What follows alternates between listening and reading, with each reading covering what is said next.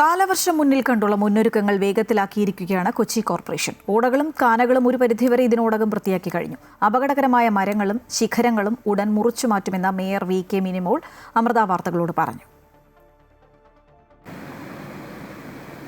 മഴ ഏറെ ദുരിതം വിതയ്ക്കുന്ന നഗരമാണ് കൊച്ചി. എല്ലാ മഴക്കാലത്തും നഗരപ്രദേശങ്ങൾ ഉൾപ്പെടെ വലിയ രീതിയിൽ വെള്ളം കയറും. ഇത്തവണ അത് പരിഹരിക്കാനുള്ള തീവ്ര ശ്രമത്തിലാണ് കൊച്ചി കോർപ്പറേഷൻ. കഴിഞ്ഞ തവണ വലിയ നാശനഷ്ടമുണ്ടാക്കിയ മേഖലകളിൽ പ്രത്യേക ശ്രദ്ധ പുലർത്തുന്നുണ്ടെന്ന് മേയർ വി.കെ. മിനിമോൾ അമൃത ന്യൂസിനോട് പറഞ്ഞു.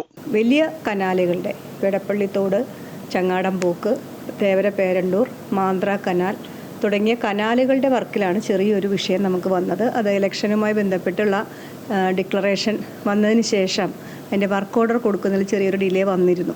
അത് യാഥാർത്ഥ്യമാണ്. പക്ഷേ നമ്മൾ ഇലക്ഷൻ്റെ കോഡ് ഓഫ് കോണ്ടക്റ്റ് കഴിഞ്ഞ ഉടനെ തന്നെ അതിൻ്റെ വർക്കുകൾ ആരംഭിച്ചിട്ടുള്ളതാണ്. ഇതിലെനിക്ക് എല്ലാവരോടും അഭ്യർത്ഥിക്കാനുള്ള ഒറ്റ കാര്യമുള്ളൂ.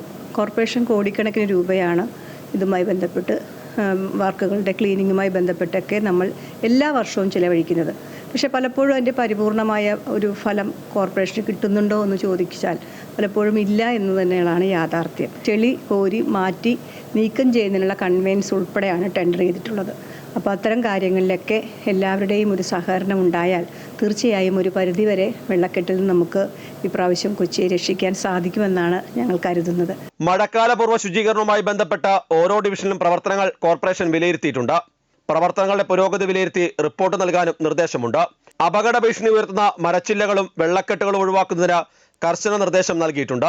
വലിയ മരങ്ങളുടെ കമ്പുകൾ വീണുണ്ടാവുന്ന അപകട സാധ്യതയൊക്കെ മഴക്കാലത്ത് ഉണ്ടാവുന്നത് സാധാരണയായ ഒരു കാര്യമാണ്.